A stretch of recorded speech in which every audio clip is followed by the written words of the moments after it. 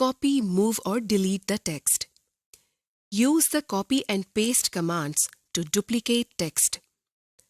अब हम आपको बताते हैं कि प्रेजेंटेशन में टेक्स्ट को डुप्लीकेट किस तरह किया जाता है। टेक्स्ट को डुप्लीकेट करने के लिए हम कॉपी और पेस्ट के टूल इस्तेमाल करते हैं। मसलन हमने कोई टेक्स्ट लिखा, जैसे वर्चुअल यूनिवर्सिटी। अब हम इसकी एक और डुप्लीकेट तैयार करना चाहते हैं। इसके लिए हम सबसे पहले इस टेक्स्ट को सिलेक्ट करते हैं। अब हम इसको कॉपी करते हैं। इसके लिए आपको होम टैब में ये टूल नजर आ रहा है, जिसे हम कॉपी टूल कहते हैं। अब हम इस पर यानी कॉपी टूल पर क्लिक करते हैं या कीबोर्ड से Ctrl+C प्रेस करते हैं। हमारा टेक्स्ट जो हमने सिलेक्ट किया हुआ है कॉपी हो गया है। अब हम इसे पेस्ट करना चाहते हैं, तो इसके लिए हमें पेस्ट टूल का सहारा लेना पड़ेगा। इसके लिए भी हमें दोबारा होम टैब की तरफ जाना होगा। कॉपी टूल के बिल्कुल साथ ही बाएं तरफ हमें ये टूल नजर आ रहा है। इसे पेस्ट टूल कहते हैं। Use cut and paste option to move text within the presentation. इससे पहले हमने सीखा कि किसी भी टेक्स्ट की डुप्लीकेट किस तरह तैयार की जा सकती है। आइए हम आपको बताते हैं कि किस तरह कट और पेस्ट टूल को इस्तेमाल करके टेक्स्ट को एक जगह से खत्म करके दूसरी जगह ले जाया जा सकता है। हम यहाँ 3 लाइंस में टेक्स्ट लिखते हैं, जैसा कि आपको स्क्रीन पर नजर आ रहा है। This is a car. This is a bike. This is a truck. अब अगर हम चाहते हैं कि पहली लाइन का टेक्स्ट वहां से खत्म होकर तीसरी लाइन में आ जाए, तो उसके लिए हम कट और पेस्ट टूल की मदद लेते हैं। इसके लिए हमें होम टैब में कॉपी टूल के ऊपर ये टूल नजर आ रहा है। इसे हम कट टूल कहते हैं। सबसे पहले हम पहली लाइन के टेक्स्ट को सिलेक्ट करते हैं। इसके बाद हम कट टूल पर क्लिक करते हैं या कीबोर्ड से Ctrl+X को प्रेस करते हैं। जैसे ही हम कट टूल पर क्लिक करते हैं, तो हमारा सिलेक्टेड टेक्स्ट यानी पहली लाइन वहां से खत्म हो जाती है। अब हम चाहते हैं कि यही लाइन सबसे आखिर में आ जाए, तो हम कर्सर को आखिरी लाइन पर ले जाते हैं। अब हम होम टैब पर मौजूद पेस्ट टूल पर क्लिक करते हैं या हम कीबोर्ड से Ctrl+V को प्रेस करने से भी कटशुदा टेक्स्ट पेस्ट कर सकते हैं। ये देखिए, जैसे ही हम पेस्ट टूल पर क्लिक करते हैं, तो हमारा टेक्स्ट जो कि हमने पहली लाइन से खत्म किया था, वो सबसे आखिर में आ गया है। इस तरह हम कट और पेस्ट टूल को इस्तेमाल करके टेक्स्ट को एक जगह से खत्म करके दूसरी जगह ले जा सकते हैं। Delete the selected text. अब हम देखते हैं कि पावर पॉइंट में सिलेक्टेड टेक्स्ट को किस तरह डिलीट किया जा सकता है। सबसे पहले हम यहां कोई टेक्स्ट लिखते हैं। मसलन हम यहां सॉफ्टवेयर टाइप करते हैं। अब टेक्स्ट को सिलेक्ट करने के लिए हम माउस की मदद से इस पर डबल क्लिक करते हैं। ये देखिए, हमारा टेक्स्ट सिलेक्ट हो गया है। अब हम आपको बताते हैं कि इसको डिलीट कैसे किया जा सकता है। कीबोर्ड पर मौजूद डिलीट बटन की मदद से हम सिलेक्टेड टेक्स्ट को डिलीट कर सकते हैं। ये देखिए, हमारा सिलेक्टेड टेक्स्ट डिलीट हो गया। Copy, move, duplicate the images. Presentation में इमेज को इंसर्ट करना तो हम आपको पहले ही बता चुके हैं। इसी तरीके से आप एक इमेज इंसर्ट कर लें।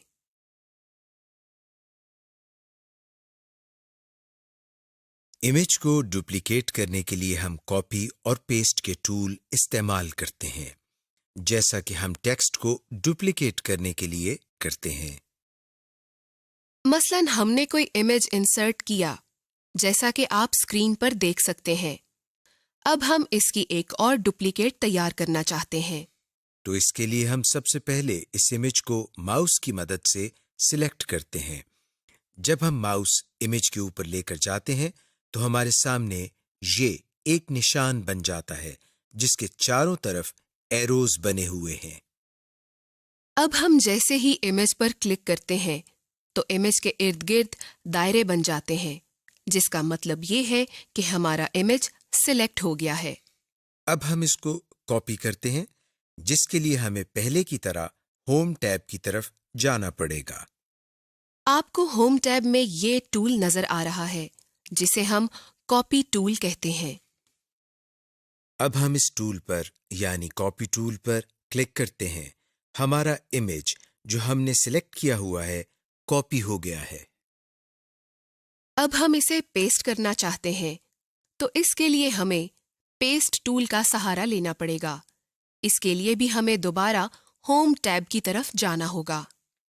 पेस्ट टूल से भी आप वाकिफ हैं, जैसा कि हम आपको पहले बता चुके हैं। अब हम जैसे ही इस पर क्लिक करते हैं तो ये देखिए, हमारे इमेज की एक और डुप्लीकेट बन गई है। इस तरह हम इमेज की किसी भी प्रेजेंटेशन के अंदर कॉपी और पेस्ट टूल की मदद से डुप्लीकेट तैयार कर सकते हैं। इसके अलावा यही काम हम माउस को राइट क्लिक करके कॉपी और पेस्ट की मदद से भी कर सकते हैं।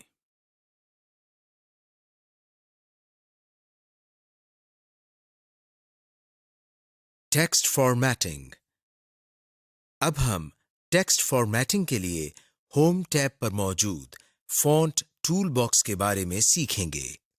फॉन्ट। सबसे पहली ऑप्शन जो आपको इस टूल बॉक्स में नजर आ रही है, उसे फॉन्ट कहते हैं। ये एक ड्रॉप डाउन बॉक्स है। इस छोटी ट्रायंगल या एरोहेड पर क्लिक करने से ये नीचे की तरफ खुल जाता है और आपको बहुत से फॉन्ट नेम्स नजर आते हैं। ये वो तमाम फॉन्ट्स हैं जो आपके कंप्यूटर सिस्टम पर मौजूद हैं। आप अपनी मर्जी से अपनी पसंद का फॉन्ट चुन सकते हैं, ताकि अपनी प्रेजेंटेशन को एक अच्छी और खूबसूरत लुक दे सकें। दूसरी ऑप्शन जो आपको नजर आ रही है वो फॉन्ट साइज है। यहाँ भी आपकी पहली ऑप्शन की तरह एक ट्रायंगल या एरोहेड नजर आ रही है। इसको क्लिक करने पर आपको मुख्तलिफ फॉन्ट साइजेस डिजिट्स की सूरत में मिल जाते हैं, जिनको आप अपनी जरूरत के मुताबिक मुंतखब कर सकते हैं। इंक्रीज और decrease font size. Increase size ये ऑप्शन भी फॉन्ट साइज की तरह काम करती है। इसमें आपको दो आइकॉन नजर आते हैं, एक बड़ा ए और दूसरा छोटा ए। बड़े ए पर क्लिक करने से ये आपके सिलेक्टेड टेक्स्ट को 2 दर्जे या 4 दर्जे तक बढ़ा देता है।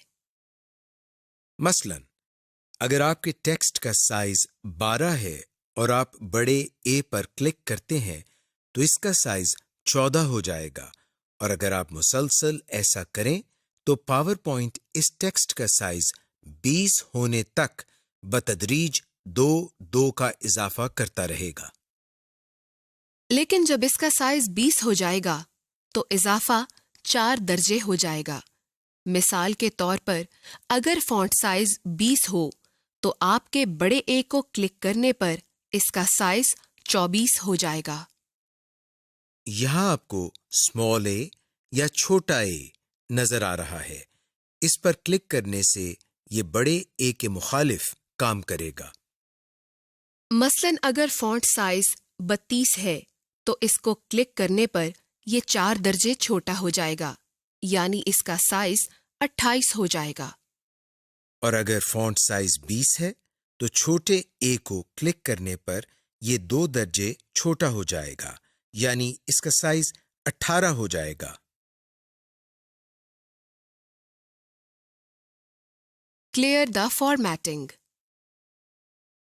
इस आइकॉन की सूरत कुछ यूं है कि एक बड़ा ए और एक छोटा ए और इसके साथ इरेजर या रबर का निशान है। जैसा कि इसका नाम है क्लियर द फॉर्मेटिंग, इससे साफ जाहिर है कि ये सिलेक्टेड टेक्स्ट पर अप्लाइड फॉर्मेटिंग को साफ कर देता है। फर्ज करें अगर आपने सिलेक्टेड टेक्स्ट का फॉन्ट साइज बड़ा या छोटा किया है या उसे अंडरलाइन, इटैलिक, बोल्ड या कोई और फॉर्मेट अप्लाई किया है, तो इस आइकॉन पर क्लिक करने से ये तमाम फॉर्मेटिंग खत्म हो जाएगी, जैसा कि आपने इसे पहली मर्तबा लिखा था। बोल्ड, ये आइकॉन इंग्लिश अल्फाबेट बी जैसा होता है। इस पर क्लिक करने से ये आपके सिलेक्टेड टेक्स्ट को बोल्ड करता है। बोल्ड आपके टेक्स्ट को नुमायां करता है। ये ऑप्शन इसलिए इस्तेमाल होती है कि जब आप अपनी प्रेजेंटेशन में किसी लफ्ज या लाइन पर जोर देना चाहते हैं या देखने वालों को मुतवज्जे करने या अल्फाज को नुमायां करने के लिए आप अपनी प्रेजेंटेशन में बोल्ड का इस्तेमाल कर सकते हैं। इटैलिक, ये आइकॉन इंग्लिश अल्फाबेट आई जैसा होता है, लेकिन ये एक तरफ झुका हुआ होता है। सिलेक्टेड टेक्स्ट पर इसके इस्तेमाल से वो टेक्स्ट एक तरफ झुक जाता है, जिससे वो दूसरे टेक्स्ट से नुमाया दिखाई देता है। Underline, underline icon English alphabet you की शक्ल का होता है, लेकिन इसके नीचे एक लाइन लगी होती है। ये ऑप्शन सिलेक्टेड टेक्स्ट के नीचे एक लाइन लगा देती है, जिससे वो टेक्स्ट नुमाया हो जाता है। शैडो, शैडो की ऑप्शन आपके सिलेक्टेड टेक्स्ट को नुमाया करती है। जैसा कि इसका नाम शैडो है, इसके इस्तेमाल से आपके सिलेक्टेड टेक्स्ट के नीचे एक साया बन जाता है, जिससे आपका टेक्स्ट दूसरे हिस्से से मुनफरिद नजर आता है। इस आइकॉन की शक्ल इंग्लिश अल्फाबेट एस की मानिंद होती है और इसके नीचे इसका साया भी नजर आता है। स्ट्राइक थ्रू, स्ट्राइक थ्रू के आइकॉन की सूरत यूं होती है जैसा कि इंग्लिश के पहले 3 अल्फाबेट्स यानी छोटे ए, बी, सी और उनके दरमियान एक लाइन लगी होती है। वैसे तो कंप्यूटर की दुनिया में स्ट्राइक थ्रू बहुत सी चीजों के लिए इस्तेमाल होता है, लेकिन हम पावर पॉइंट में टेक्स्ट फॉर्मेटिंग सीख रहे हैं, इसलिए हम टेक्स्ट के हवाले से बात करेंगे। बोल्ड, इटैलिक, अंडरलाइन की तरह स्ट्राइक थ्रू भी टेक्स्ट को नुमाया करने के लिए इस्तेमाल होता है। करेक्टर स्पेसिंग, करेक्टर स्पेसिंग के आइकॉन की सूरत इंग्लिश के अल्फाबेट ए, वी की तरह की होती है, लेकिन इसके नीचे डबल हेड एरो होता है। जब हम कंप्यूटर में किसी भी एप्लीकेशन सॉफ्टवेयर में कोई टेक्स्ट लिखते हैं, हर एक एप्लीकेशन सॉफ्टवेयर अल्फाबेट कैरेक्टर्स के दरमियान एक डिफॉल्ट स्पेस रखता है। लेकिन आप इस स्पेस को कम या ज्यादा कर सकते हैं। इस आइकॉन के साथ भी एक ट्रायंगल होती है, जिस पर क्लिक करने से एक ड्रॉप डाउन मेन्यू खुल जाता है, जिसमें आपके पास ये ऑप्शंस होती हैं। जैसा कि very tight, tight, normal, loose, very loose, more spacing. आप इनमें से कोई भी ऑप्शन हस्बे जरूरत इस्तेमाल कर सकते हैं। केस, इस ऑप्शन के आइकॉन की सूरत भी बड़े ए और छोटे ए की तरह होती है। इसके जरिए आप अपने लिखे और सिलेक्टेड टेक्स्ट का केस तब्दील कर सकते हैं। केस से मतलब ये है कि अगर आपने इंग्लिश में कुछ लिखा है और वो छोटे कैरेक्टर्स में है, तो बजाय इसके कि आप कैप्स लॉक ऑन करके उसे दोबारा लिखें, आप इस ऑप्शन के साथ उसको बड़े कैरेक्टर्स में तब्दील कर सकते हैं। इस आइकॉन के साथ भी एक ट्रायंगल होती है, जिस पर क्लिक करने से आपको मुख्तलिफ ऑप्शन मुहैया की गई हैं, जिनको आप अपनी जरूरत के मुताबिक इस्तेमाल कर सकते हैं। फॉन्ट कलर, फॉन्ट कलर के आइकॉन की सूरत इंग्लिश के पहले अल्फाबेट एक ही तरह होती है और इसके नीचे एक कलर बार होती है। इसके साथ भी ट्रायंगल होती है, जिस पर क्लिक करने से एक कलर पैलेट जाहिर होती है। इसमें मुख्तलिफ रंग होते हैं, जिनको आप अपनी मर्जी से अपनी जरूरत के मुताबिक इस्तेमाल कर सकते हैं। इसके अलावा फॉन्ट टूल बॉक्स में आपको नीचे की तरफ एक तिरछा एरो नजर आ रहा है, जिसको क्लिक करने पर आपको एक डायलॉग बॉक्स नजर आता है। इसमें तकरीबन वो तमाम ऑप्शंस होती हैं जो हमने अभी सीखी हैं। सिर्फ 2-3 ऑप्शंस का इजाफा है, जिन्हें हम अभी सीखेंगे। Underline type. इस ऑप्शन में आपको अंडरलाइन के मुख्तलिफ डिजाइन्स नजर आ रहे हैं, जिनको आप अपनी जरूरत के मुताबिक इस्तेमाल कर सकते हैं। Underline colour. इस ऑप्शन में आप अंडरलाइन के मुख्तलिफ रंगों का इंतखाब कर सकते हैं। Superscript and subscript. अगर आपने रियाजी के सवालात या इक्वेशन लिखनी हो और उसमें किसी की पावर या बेस वैल्यू लिखनी हो, तो आप सुपरस्क्रिप्ट और सबस्क्रिप्ट इस्तेमाल कर सकते हैं। Use spell check for presentation text. अब हम आपको बताते हैं कि स्लाइड में स्पेल चेक प्रोग्राम को किस तरह इस्तेमाल किया जाता है और जहां जरूरत हो वहां चेंजेस किस तरह की जाती हैं। मसलन हम स्लाइड में कोई लाइन लिखते हैं, जैसे वर्चुअल यूनिवर्सिटी ऑफ पाकिस्तान। इस लाइन में यूनिवर्सिटी के स्पेलिंग्स गलत हैं और इसके नीचे एक सुर्ख लाइन भी आ गई है। हम आपको बताते हैं कि किस तरह स्पेल चेक प्रोग्राम को यूज करके ये स्पेलिंग सही कर सकते हैं। इसके लिए हम रिव्यू टैब में से स्पेलिंग की कमांड पर क्लिक करते हैं या कीबोर्ड पर मौजूद F7 की प्रेस करते हैं। ये देखिए, स्पेलिंग की कमांड पर क्लिक करने से हमारे सामने एक बॉक्स ओपन हो गया है, जिसमें सबसे ऊपर नॉट इन डिक्शनरी के नाम से एक ऑप्शन नजर आ रही है और इसके आगे एक बॉक्स है जिसमें हमें वो स्पेलिंग नजर आ रहे हैं जो कि गलत हैं। और इससे नीचे हमें चेंज टू के नाम से एक ऑप्शन नजर आ रही है, जिसके आगे बॉक्स में सही स्पेलिंग्स दिए गए हैं। और इसके नीचे हमें सजेशंस के नाम से एक ऑप्शन नजर आ रही है, जिसमें हमें सही स्पेलिंग्स के बारे में सजेशन दी जा रही है। अब हम अगर ये स्पेलिंग ठीक करना चाहें तो इसके लिए हमें चेंज के नाम से एक बटन नजर आ रहा है। हम इस पर क्लिक करते हैं। चेंज के बटन पर क्लिक करते ही यूनिवर्सिटी के स्पेलिंग ठीक हो जाते हैं और इसके नीचे से सुर्ख लाइन भी खत्म हो जाती है। इस तरह हम स्पेल चेक प्रोग्राम को यूज करके अपनी जरूरत के मुताबिक स्पेलिंग्स ठीक कर सकते हैं। Graphics and charts. इस लेसन में हम आपको बताएंगे कि स्लाइड में मुख्तलिफ ऑब्जेक्ट्स मसलन लाइन्स, रेक्टेंगल, सर्कल वगैरह को किस तरह ड्रॉ किया जाता है।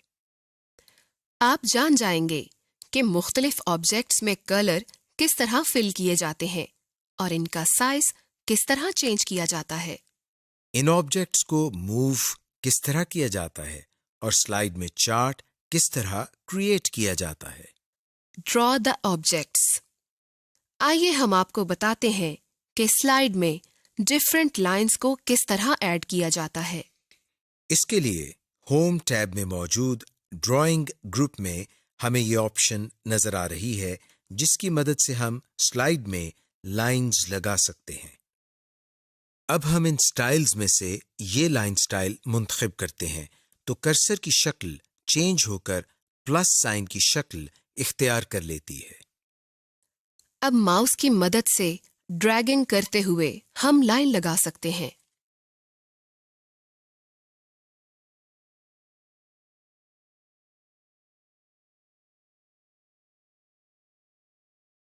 Move lines in a slide.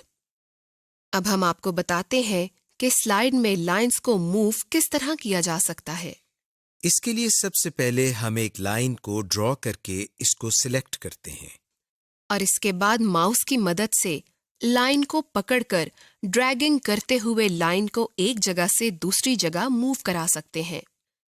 इसके अलावा कीबोर्ड पर मौजूद एरो कीज की मदद से भी हम लाइंस को सिलेक्ट करने के बाद मूव कर सकते हैं। Change the line color and width. अगर आप किसी शेप का कलर चेंज करना चाहते हैं या इसकी विड्थ में कोई मॉडिफिकेशन करना चाहते हैं तो आप ऐसा कर सकते हैं। इसके लिए सबसे पहले हम एक रेक्टेंगल को ड्रॉ करके इसको सिलेक्ट करते हैं। होम टैब में ड्राइंग टूल बार में हमें शेप कलर के नाम से ये एक ऑप्शन नजर आ रही है जिसके आगे एक छोटा सा एरो बना हुआ है।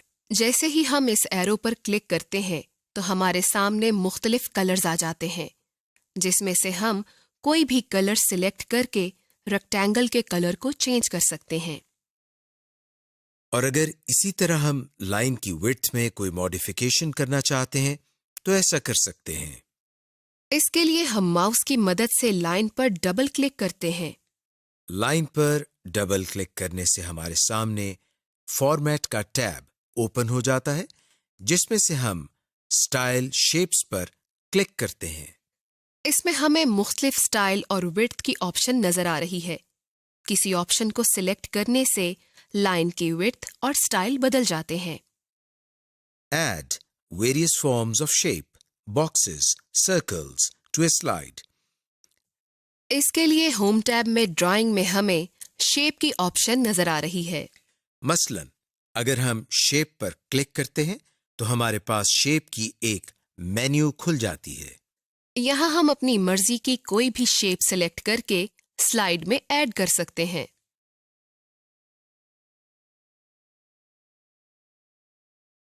Rotate or flip a drawn object in the slide. अब हम आपको बताते हैं कि स्लाइड में किसी भी ऑब्जेक्ट मसलन रेक्टेंगल, सर्कल, लाइन वगैरह को रोटेट किस तरह किया जाता है। सबसे पहले हम इनमें से कोई भी एक ऑब्जेक्ट मसलन रेक्टेंगल ड्रॉ करते हैं। ये देखिए रेक्टेंगल को ड्रॉ करने के बाद इसके इर्द गिर्द सफेद दायरे से बन गए हैं जिनकी मदद से रेक्टेंगल को छोटा बड़ा किया जा सकता है। लेकिन इन सफेद दायरों के अलावा सबसे ऊपर एक सब्ज दायरा भी है जिसकी मदद से हम किसी भी ऑब्जेक्ट को रोटेट यानी घुमा सकते हैं। कर्सर इस दायरे के करीब ले जाने से कर्सर की शक्ल चेंज होकर एक गोल एरो की शक्ल इख्तियार कर लेती है। अब अगर आप माउस का बटन दबाकर रखते हुए इसको हरकत देंगे तो रेक्टेंगल रोटेट होना शुरू हो जाएगी।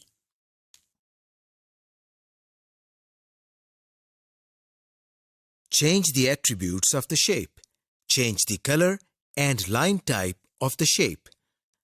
अब हम आपको बताते हैं कि इन शेप्स यानी रेक्टेंगल, सर्कल वगैरह के एट्रीब्यूट्स को किस तरह चेंज किया जा सकता है। यानी इनमें कलर किस तरह फिल किए जाते हैं और इनकी लाइन टाइप यानी बॉर्डर्स को किस तरह चेंज किया जाता है। मसलन हम एक सर्कल ड्रॉ करते हैं। अब अगर हम चाहते हैं कि इसमें कोई कलर भी आ जाए तो इसके लिए ड्राइंग टूल ग्रुप में शेप फिल के नाम से ये एक ऑप्शन मौजूद है जिसके आगे एक छोटा सा एरो बना हुआ है। जैसे ही हम इस पर क्लिक करते हैं तो हमारे सामने मुख्तलिफ कलर्स आ जाते हैं। अब हम इसमें से कोई भी कलर सिलेक्ट कर सकते हैं। मसलन हम ब्लू कलर सिलेक्ट करते हैं। ये देखिए जैसे ही हमने ब्लू कलर को सिलेक्ट किया तो इस सर्कल का रंग जो हमने ड्रॉ किया है ब्लू हो गया है। अब अगर हम चाहते हैं कि इस सर्कल का स्टाइल चेंज हो जाए तो इसके लिए हम सर्कल पर डबल क्लिक करते हैं तो रिबन में फॉर्मेट टैब खुल जाएगा। अब आप शेप स्टाइल्स में से कोई भी स्टाइल सिलेक्ट करके इस सर्कल का स्टाइल तब्दील कर सकते हैं। इसका रंग, आउटलाइन का रंग और इफेक्ट्स लगा सकते हैं। ये देखिए इन मुख्तलिफ ऑप्शंस के जरिए हम किसी शेप को किस तरह चेंज कर सकते हैं। Create an organisational chart. Chart एक ऐसा टूल होता है जिसके जरिए हम अपने डेटा को ग्राफिकली दिखा सकते हैं। चार्ट्स के ज़रिए आप अपने ऑडियंस को नंबर्स और फिगर्स के पोशीदा मतलब और उनमें मुवाजना करवा सकते हैं। सबसे पहले हम आपको थोड़ा सा चार्ट्स के मुख्तलिफ इक़साम के बारे में बताते हैं। Column chart, pie chart, line chart, bar chart, area chart. Surface chart. ये तमाम किस्म के चार्ट आपको पावर पॉइंट में मुयस्सर हैं और उन्हें आप अपनी ज़रूरत के मुताबिक इस्तेमाल कर सकते हैं। अब चार्ट के मुख्तलिफ हिस्सों के बारे में आपको बताते हैं। टाइटल ऑफ द चार्ट यानी चार्ट का टाइटल। वर्टिकल एक्सिस, इसको आमतौर पर वाई एक्सिस का नाम भी दिया जाता है। डेटा सीरीज, ये हिस्सा आपके चार्ट में मौजूद डेटा पॉइंट को जाहिर करता है। लेजेंड, इसमें आप अपने चार्ट में दिए गए डेटा के बारे में कुछ अहम मालूमात लिखते हैं और ये आमतौर पर एक्स एक्सिस के बारे में होता है कि कौन सा डेटा किस कैटेगरी में आता है और चार्ट में क्या स्केल इस्तेमाल किया गया है वगैरह। अब हम आपको बताते हैं कि स्लाइड में चार्ट किस तरह क्रिएट करते हैं। इसके लिए हम इंसर्ट के टैब पर क्लिक करते हैं। इंसर्ट के टैब में हमें इलस्ट्रेशन का ग्रुप नजर आ रहा है। इसमें हमें चार्ट की ऑप्शन नजर आ रही है। जैसे ही हम इस चार्ट ऑप्शन पर क्लिक करते हैं तो हमारे सामने एक और डायलॉग बॉक्स ओपन हो जाता है। ये इंसर्ट चार्ट का डायलॉग बॉक्स है। इसमें बाएं जानिब हमें मुख्तलिफ टेम्पलेट्स नजर आ रहे हैं और दाएं जानिब हमें हर टेम्पलेट से मुताल्लिका स्टाइल नजर आ रहा है।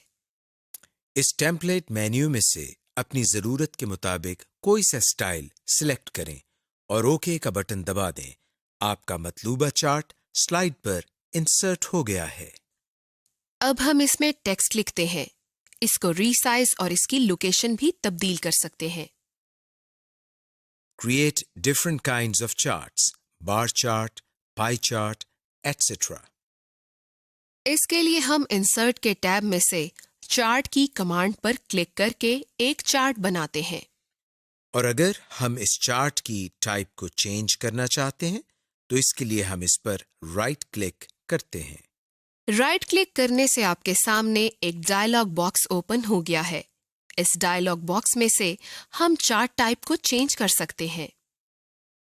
मसलन column chart, bar chart, line chart, pie chart वगैरह। आप इसमें से जो चाहें वो टाइप सिलेक्ट करें और ओके के बटन पर क्लिक कर दें। मसलन हम इसमें से पाई चार्ट पर क्लिक करते हैं। ये देखिए, पाई चार्ट पर क्लिक करने से बार चार्ट तब्दील होकर पाई चार्ट हो गया है। इस तरह हम मुख्तलिफ किस्म के चार्ट्स स्लाइड में बना सकते हैं। Resize and move an image in a slide. पहले हम आपको बताते हैं कि इमेज का साइज किस तरह चेंज किया जाता है। जब भी हम कोई इमेज अपनी स्लाइड में इंसर्ट करते हैं तो उसके गिर्द सफेद दायरे से बन जाते हैं और जैसे ही हम कर्सर इन दायरों के करीब ले जाते हैं तो कर्सर की शक्ल चेंज हो जाती है। अब हम जिस तरफ से इमेज का साइज छोटा या बड़ा करना चाहते हैं वो कर सकते हैं। यानी कर्सर की मदद से इन एरोज को पकड़ के ड्रैग करने से इमेज को छोटा या बड़ा कर सकते हैं। और अगर हम इमेज को मूव करना चाहते हैं तो माउस से ड्रैग करते हुए इसको एक जगह से दूसरी जगह मूव कर सकते हैं या इमेज को सिलेक्ट करके कीबोर्ड पर मौजूद एरो कीज की मदद से भी इमेज को मूव किया जा सकता है।